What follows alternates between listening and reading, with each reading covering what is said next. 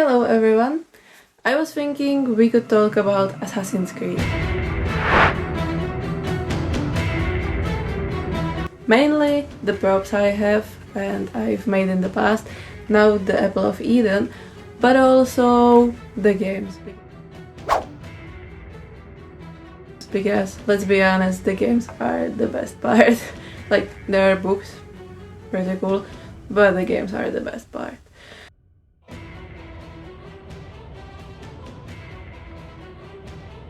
So I started playing Assassin's Creed when I was still like a kid, and I'm not even sure if I got the Peggy 13 or if I just kind of violated that.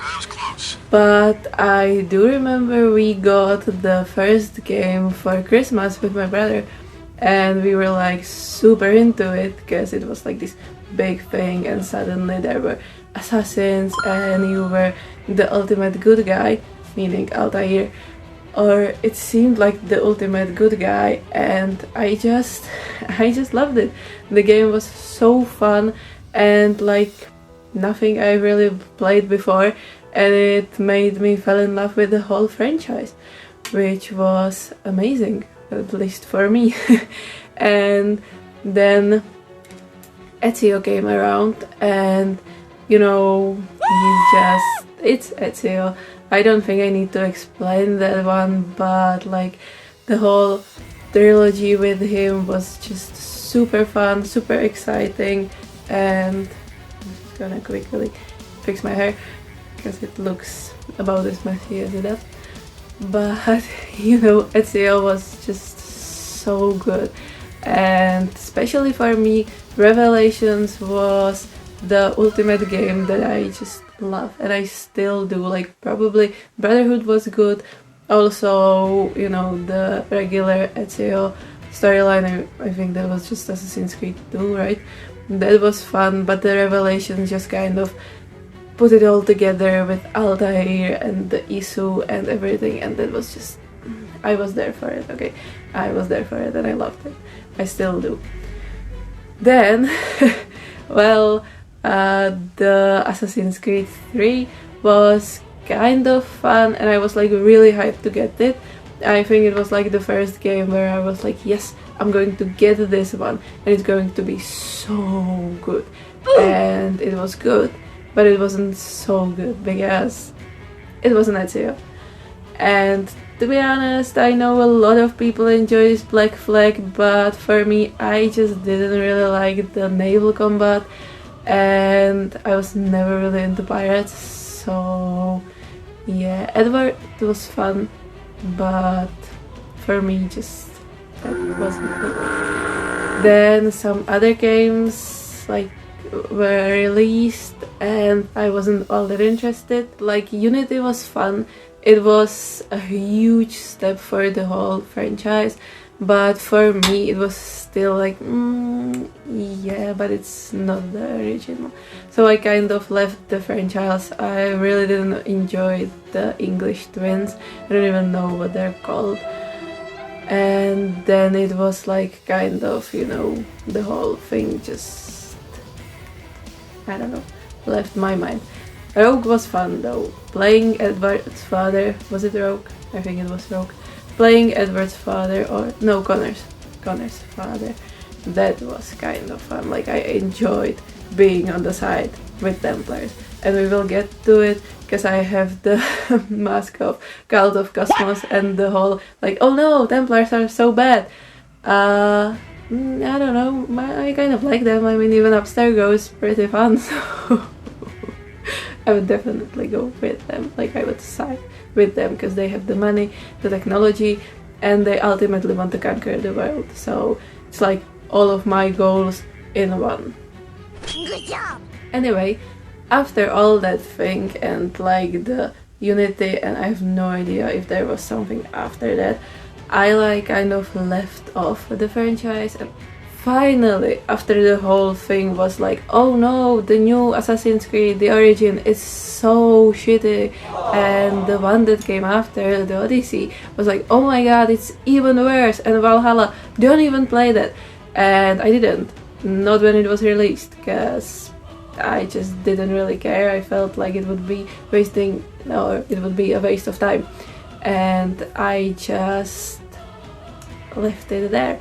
And now, like 2 years back, maybe 3, I don't know, somewhere out COVID maybe. No, I think it's like a year or a year and a half. I went back to it mainly because it was all on Game Pass, and I was like, well, it's here, let's try it. And I started Origins, and my god, Bayek was like the love at first sight, right? He just appeared there, and he was this Egyptian guy, and I was like, what the hell is going on? Like, what am I playing? And he was like trying to get his honor back. He was doing it for his son. His wife is kind of bitchy, but I love her. I did forget her name. It was like Anya, maybe? I don't know. Let's not guess. I just don't remember. I just know she wasn't that bad, and she really grew on me. Unlike Cleopatra. Bruh. But yeah, Bayek was like, he opened this whole new world for me, and I was like, my god, a real open world Assassin's Creed. This is amazing. And I was like hooked instantly. And I already had access to Odyssey, and everyone was like, you have to play Cassandra. And I was like, wow, yeah, duh. Of course I'm gonna play Cassandra. I mean, have you seen her? She's so beautiful. All the muscles. And like, compared to Alexios, it's Cassandra. It will always be Cassandra.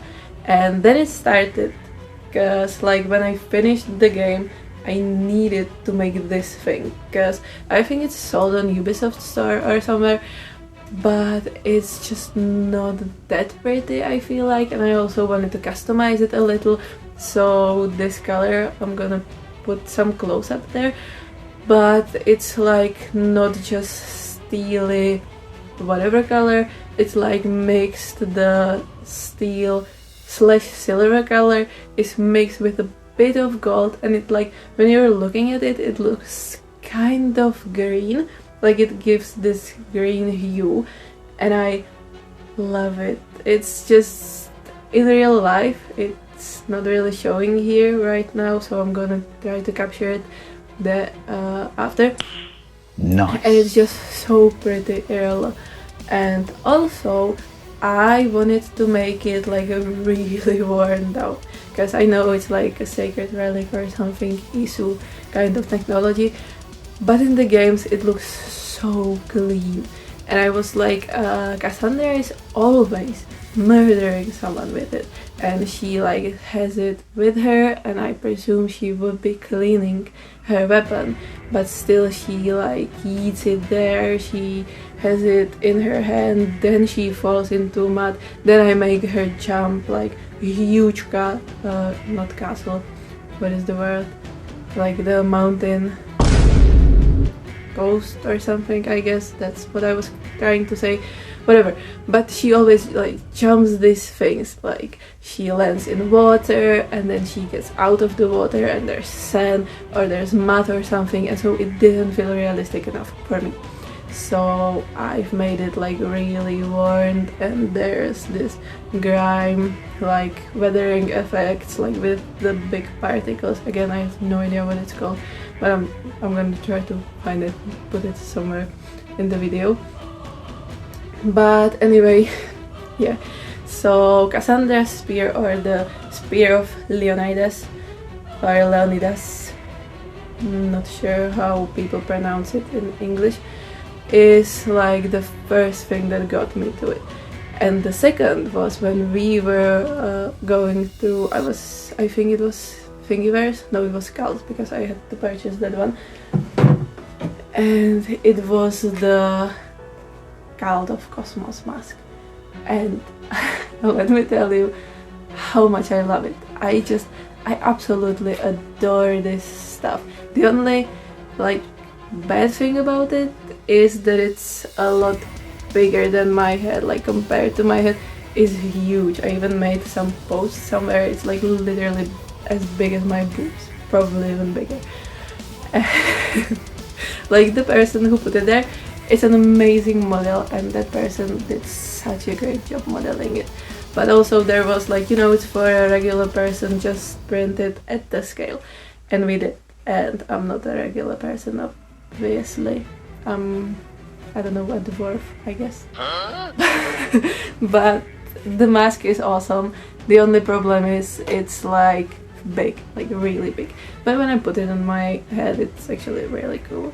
The only problem I have with it now, and I can like mention it even later in the video, is like I didn't bother to put anything in here. So first of all, there's just my makeup all over it, and second of all, after wearing it for like a minute or two, it's kind of uncomfortable. But again, not the problem of the model, it's my problem. I should poster it with something, but I didn't.